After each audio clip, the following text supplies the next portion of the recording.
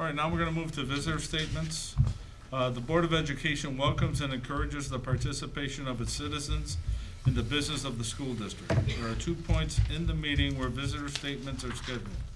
Citizens are welcome to raise questions or make comments at either one. Comments will be limited to 3 minutes per individual and cannot be combined. Please note the Board of Education will not answer questions or engage in dialogue during visitors' comments. If a person would like additional time to address the board, such a request should be submitted in writing 48 hours before the meeting to the superintendent. In addition, the Board of Education is interested in receiving suggestions and concerns from members of the community. Any individual may make a suggestion or express a concern at the district or the school office. All suggestions and or concerns will be referred to the appropriate level staff member or district administrator who is most able to respond in a timely manner. Each concern or suggestion shall be considered on its merit.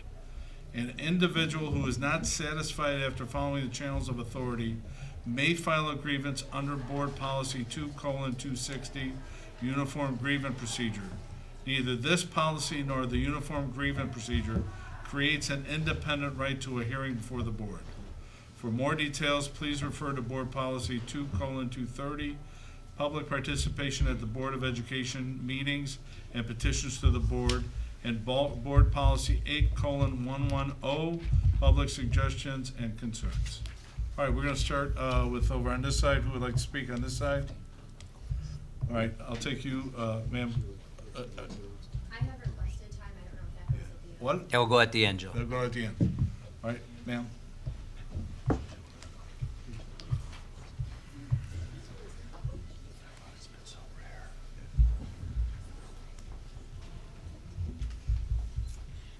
Hi, my name is Anissa Selenica, and I'm a former RB student. I graduated last year, so I'm here to talk about Miss Musel, and she is one of the greatest teachers ever.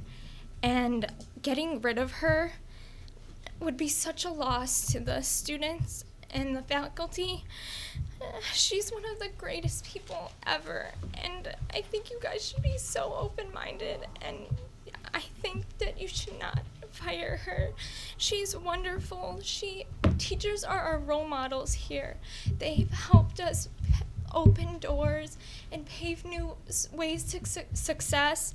And I had Miss Musel for government, and all I did was learn about how our government was, because before I didn't know anything, and she had taught us everything. So please, please reconsider Miss Musel as our teacher. She's a wonderful person, and I wrote something here, but it just gets me really emotional, and I love her, and I think all these students that are here today and parents are all here just to show their support for her. So please just reconsider her. I'm begging you. That's all. Thank you. Thank you. Anybody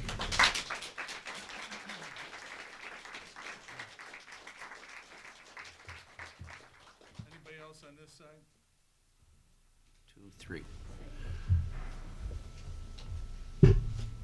Hi, my name's Casey Whistler. I'm a junior here at RB, and I'm talking about the same issue with Miss Musel. With all due respect, I just want to say that the decision today made by the board will show the student body one of two things. It will show either that you all listen to us and that you care about us as students and our needs as students and the teachers who are going to respect those needs, or you don't. And looking at all of these people in this room gathered here for the same cause should make your choice easy. And I hope you choose wisely. Thank you. Thank you, Kate.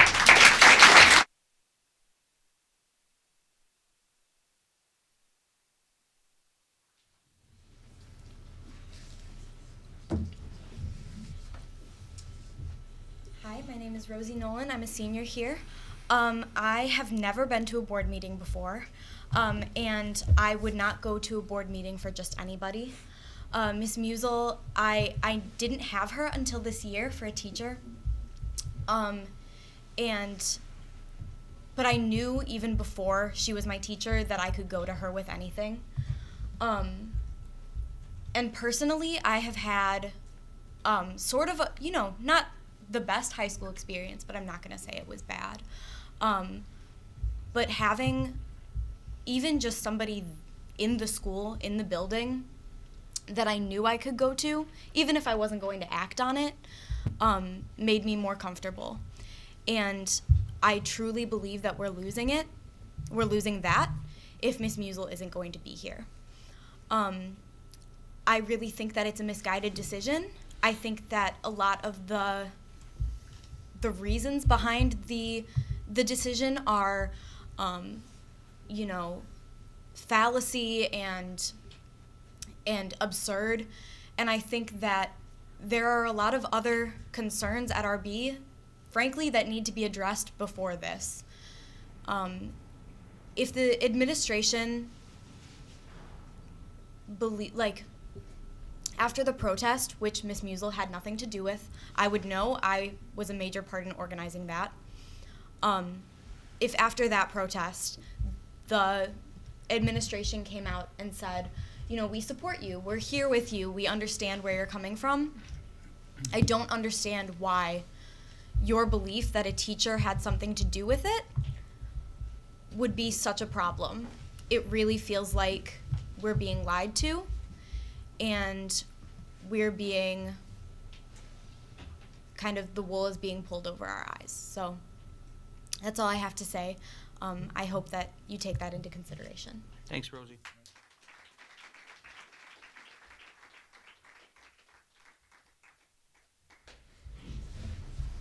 Hi, I'm Maria Gonzalez, and I spoke at the last board meeting. And like Rosie, I don't come to board meetings, but I am here because I love Mrs. Musel, and so do so many other students. I just wanted to say something on behalf of my friend Josh Sylvie. His mom's here today. Josh is one of Mrs. Musel's students, one of her athletes of Special Olympics, and I went to breakfast with Josh on Saturday, and we were sitting talking and having a great time, and Josh just looked really sad. And I asked him what was wrong, because he was fine, and he said, Mrs. Musel. And I said, what about Mrs. Musel? He's like, if she gets fired, my heart will be broken. And that just broke my heart, because someone who's so pure and so innocent, like Josh, saying that to me, I couldn't say, oh, everything will be okay, because I had no idea if it would be okay. He's like, I just love Mrs. Musel so much, and she's my favorite teacher and one of my favorite people. And I was like, me too, Josh, me too. And I didn't know what to say to him. I didn't know what to do, because it's just not right for someone like Mrs. Musel to be taken away from Josh and so many other athletes and students. And I just thought that should be taken into consideration as well. Thank you.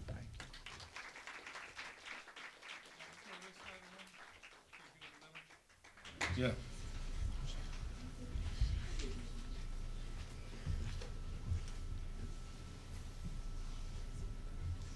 Hello, my name is Shannon Rosinski, and I am currently a senior at RB. Many students, including myself, are very concerned about the pending and unjust termination of Jill Musel at Riverside Brookfield High School. When I first started attending RB, I noticed how kind and compassionate Ms. Musel was to all of her students, regardless of their background, sexual orientation, intellectual abilities, gender, or race. As a person of color, I faced discrimination almost everywhere. Even RB has succumbed to prejudice when racial graffiti was written in the girls' bathroom. At a meeting with the administration, I stated that Ms. Musel had done an incredible job making her classroom a safe area for all of her students. As the president of the Association of Students for Tolerance, I believe that the conscious effort Ms. Musel puts into making her students feel welcome is exactly what needs to be done in order to create a tolerant environment. She is an extraordinary educator and pushes her students to succeed. Ms. Musel cares for the students that are seen as a lost cause and does not give up on them. The outcry of both students and parents should not be ignored. I strongly urge the board to consider the consequences of losing such a remarkable educator and one of the only allies that minority students have. Thank you. Thank you.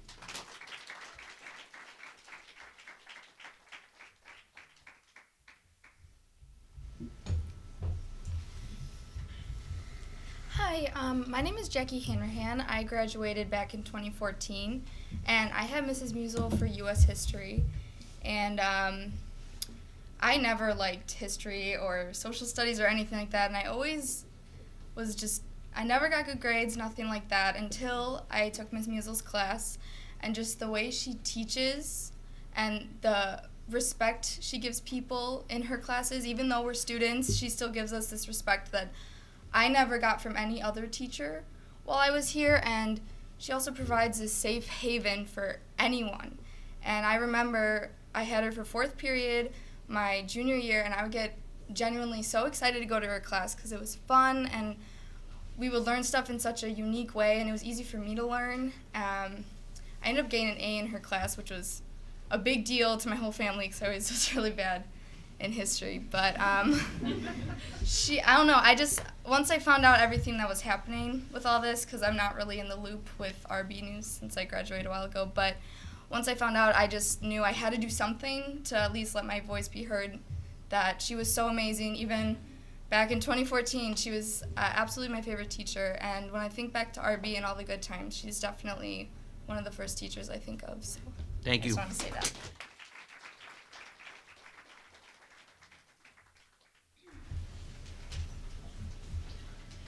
Thank you to the board.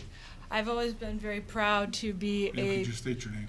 My name's Kathleen Ciccone. I've always been very proud to say that my children have attended RB. I have utmost respect for this community and the institution of RB. I have a daughter who, Eileen Ciccone, who has special needs. She gets special services, and I can't say enough about all the services that she does receive and from RB. However, she did still feel like as if she did not have that athletic acumen. She won't have the athletic acumen, and that's just a physical detriment. When we were introduced to Special Olympics early last year, Eileen's life changed. She went from a sophomore girl who was alone in a large school to someone who felt part of. She wanted to play sports. She was playing sports. She was running track. She was not only running track, she was throwing softball. She went to state. Well, my family and I never were athletes, and we had the special needs daughter who wanted to be an athlete, and Miss Musil and Coach Fields made sure that she was able to play. And if it wasn't for them at being the kind of coaches they were, I know that Eileen would not have had the confidence and the willingness and the sheer joy that our whole family was able to participate and see this person, well, she's my little girl, but this 17-year-old high schooler just change and blossom. She went to state, and never was I more proud to be a parent of her when she brought home the gold for the 100 meter dash. And when she got the recognition in this very room, it was one of the proudest moments. These are children who don't have voices. Many of them are nonverbal. Kathleen, you got 30 seconds. And Coach Musil, Coach Fields, and the rest of the Special Olympics gave them a voice, gave them the ability to win and the ability to have compassion and know how to compete the right way. Okay. Thank you. Thank you.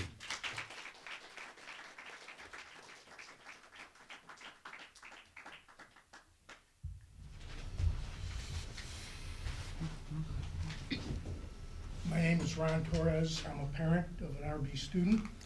I wasn't planning on speaking tonight, although I have very strong feelings about Miss Musil and what she brings to this community and this school. But I feel it was absurd when they gave the winter athletic report, and not one mention of the Special Olympics Winter Sports Program. Coach Musel and Coach Fields pour their heart out working with our children and making them proud of themselves, giving them the courage to go out and compete. Her services are invaluable. You don't know how this is going to affect each and every one of the special needs children in this school that is touched by Miss Musel. Her and Coach Fields work very, very hard. And as a parent, I can tell you, it's not an easy job working with special needs children. Walk in our shoes just for one day and see if you think it's an easy job. It's not. But these are the most wonderful children in the world. We are blessed to have special needs children. They bring something to all of our lives that nobody else in this room could bring. And like I say, I was not going to speak tonight, but I do have strong feelings. And when I saw how absurd it was to not even recognize one iota of the Special Olympics Winter Sports Program, that's a shame. Each and every one of you ought to be ashamed that you didn't say anything about those people not saying anything about Special Olympics. Go home and go to sleep well, people. Thanks, Ron.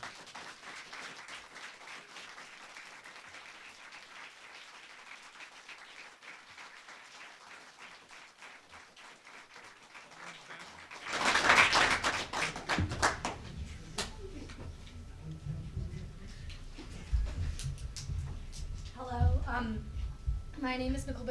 I spoke at the last board meeting, and I'd just like to reiterate what I said at the last board meeting by just kind of, in my life, I haven't been able to come to school for 2 weeks because I've been sick, but the one thing that has been keeping me motivated and wanting me to work harder so I could come back to school was Miss Musel, and knowing that she was going to be here and she was going to make school safe for me, and she was going, just her compassion and her ability to connect with students is something that is so invaluable. You guys have such an amazing gem working at your school right now. And like, I just couldn't imagine why anyone would ever want to let something like that go. And that's all I have Thanks, to say. Nicole.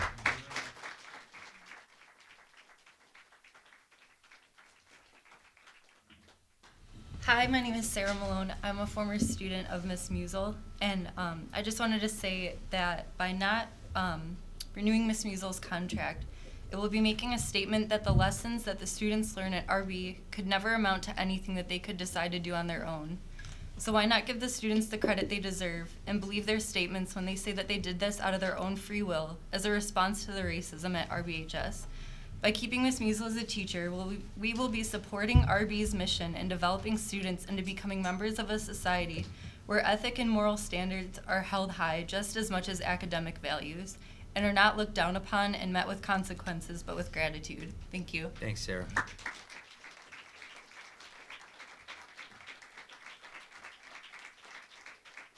right, at this point, I'd like to bring up Jill Musel to speak.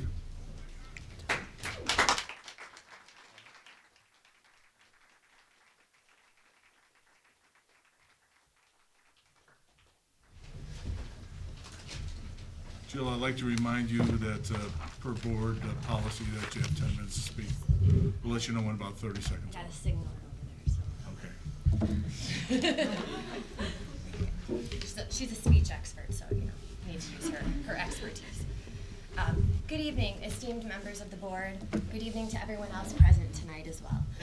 My name is Jill Musel. I'm an RB social studies teacher and a Special Olympics coach, and I'm also a member of the RB community. We've met before when I presented the gold medalist from Special Olympics last summer. Since I started teaching at RB in 2012, I have never loved a job more, and I've never worked as hard for one either. I'm going to self-brag for a moment, which is unlike me, but I have received excellent or distinguished on almost every evaluation I've ever had. I've taken on more new courses to teach than any other untenured teacher in my department. I have written common assessments, goals, and objectives, and have taught co-taught classes with higher rates of IEPs for 4 years now. I am in charge of groups here that work with disenfranchised populations, such as those with special needs or foster children. And I was the only general education teacher invited to a 4-day training on co-teaching in order to bring the information back to help train my colleagues. I have folders, emails, and papers galore praising my work with students in this building, which I consider an honor and a privilege. I've done my jobs with a smile on my face because I've honestly loved every part of my work at RB. On February 21st, I had my final evaluation, and later that day I was called into a meeting with Dr. Skinkis and told I would not be renewed for next year. I had the rug pulled out from under me and was given a week to decide: resign or have non-renewal on my permanent record. In previous years, other teachers were warned that they would be non-renewed and were given time periods to improve upon their deficits, even if they were not in their tenure years. I am in my tenure year. Not only was I not told why I was not being non-renewed until almost 5 days later, I was given no chance to remedy my weaknesses. After working at RB for almost 5 years with an impeccable record, I was told I would not only be denied tenure, but not be rehired for next year as well. I was later told that the reasons for my non-renewal were that I don't create an environment of respect and rapport, and that I have been unprofessional. Because these are the reasons being presented to you as cause for recommendation for my non-renewal, I'd like to address these before you tonight. In terms of respect and rapport, and in terms of professionalism, I believe you should be aware that my current ratings of need improvement in these categories on my evaluation are in grievance by the union. I also want you to know that I have never received less than excellent in any observation or evaluation in respect and rapport, and I was not warned that I would be docked down this much nor given any time to demonstrate my proficiency. Please allow me to defend myself on this charge. I know these kids, and they know me and who I truly am as a teacher. I know their hopes, their dreams, their anxieties, their depression that they're trying to hide. I know who feels comfortable talking in class and who would rather tell me the answer on paper. I know who is having trouble at home but would prefer not to talk about it, and who would need an extra piece of candy to wake up in the morning. I know the girl who doesn't have the necessary money to get home on the bus, and I subtly find a way to get it to her without embarrassing her in front of her classmates. I know by a glance at a student's face whether or not he is having a bad day and what approach will be best. I can get a student who refuses to do work to speak up in class because she knows her voice will be heard. I get students who hate school to sit up and pay attention because they're finally interested in something and feel comfortable expressing themselves in my room. I can get a kid who acts out for every other teacher to pass his first history class. Where'd you say? Right there. I can de-escalate a situation in a classroom with humor, and I can't tell you one, not even one, student that I have not been able to get along with. I can get the students with the biggest attitude problems to show respect to me, their peers, and even to their other teachers. I ask them what pronouns they'd like to use, and I respect every student's individual identity in my room. I know every ability of my Special Olympians, and I push them to try harder and to do more. And they do, because they know I believe in them, and so they start believing in themselves. I know where my students work, and I visit them as often as I can. I know their hobbies, and I ask them about them daily. I know the sports they're involved in, and I try to make it to at least one of their events each season. I'm at their plays, their performances, their recitals. I attend the birthday parties of my Special Olympians. I jump into Lake Michigan in February with some of the most dedicated kids I know to raise money for Special Olympics. I know that the kids of RB are intelligent and well-informed, but need an extra push sometimes.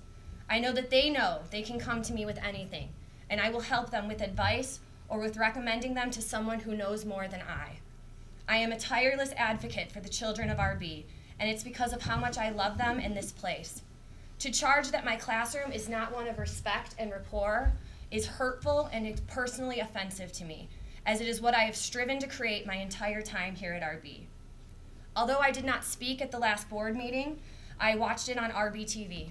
I saw my students show up in droves that I never expected and never would have asked for.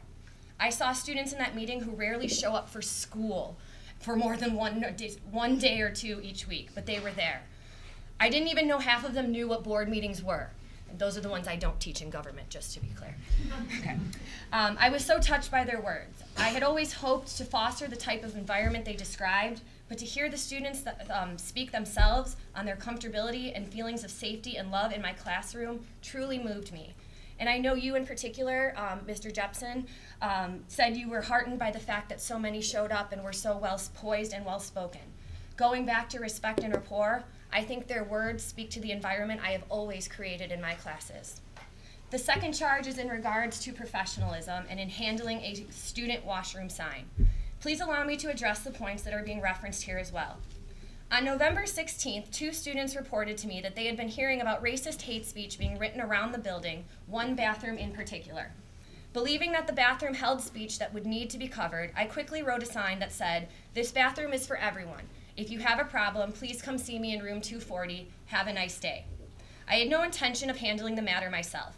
I just wanted kids to know that an adult was aware of the issue. I walked by the bathroom the next period and checked for my sign. It was missing and hate speech was written instead. A custodian entered with paint. She said this was at least the 4th time she had painted over similar text, and text was appearing in multiple bathrooms across the school. I had the administration immediately come to the bathroom. Ms. Smetana took pictures, asked me about the time frame, and listened to what the custodian said. I was thanked multiple times for my assistance in that moment and in later days. In a later meeting on December 1st, I was told that I made the situation worse by displaying my sign. I was told that I was trying to handle the situation myself, even when I tried to explain to the contrary. For defending myself, I was called confrontational and argumentative. This is part of the charge of unprofessionalism. I was told that I should have gone immediately to the admin, despite there not being any evidence to show them initially. I said I was aware of any wrongdoing, but in the future, I would have the students speak directly to them. Just last week, another student approached me about a separate piece of graffiti on a bathroom wall. I immediately brought her down to Mr. Mannon and did not interfere any further. If I had been given a chance at remediation, this would be clear evidence that I am, and always have been, following the directives given to me by my superiors. Again, this is something I was never given the opportunity to prove to my evaluators. I am honestly confused and hurt that the administration is recommending me for non-renewal. I don't understand how I've gone from a respected teacher to being non-renewed in 3 months' time. I can only observe that my issues or deficiencies have seemed to emerge since the peaceful student demonstration in November. I thought that the demonstration during my speech was beautiful and powerful, but I had no hand in planning it. Since this demonstration, though, I've seen a marked change in the way the administration has viewed me and my teaching environment. I was told I'd be non-renewed without any warning or chance to fix my deficiencies. I am aware I am not perfect. If given the chance, I would have amended any parts of my instruction or interactions with students or the administration that were deemed inappropriate. I was not given this opportunity, though, which is why I'm speaking here with you tonight. I am in no way a rabble-rouser. I have never encouraged students to protest or demonstrate against this administration or board. I have always taught them, though, to stand up for what they believe in and to defend what they believe is right. That's why I'm here tonight. I am a humble teacher who wants to continue doing her job. The students of RB are smart, motivated, and wonderful kids. I will tell you in all truthfulness that I was not involved in the orchestrating of the demonstration, and so will the students who led it. But here's why. The students of RB are engaged, socially aware, and intelligent enough to plan their own demonstrations of free speech. They do not need adults assisting them. As you saw 2 weeks ago, students came to speak on my behalf out of their own free will. I have never and would never instruct them to do so. Thank you for your time. I hope you will truly consider my record at RB and reputation in this community, as I know each of you is an intelligent and moral person who cares about what is right for RB, its students, and this community. I'd be happy to answer any follow-up questions you may have, but I finally would like to ask that you please not confuse my passion with unprofessionalism. Thank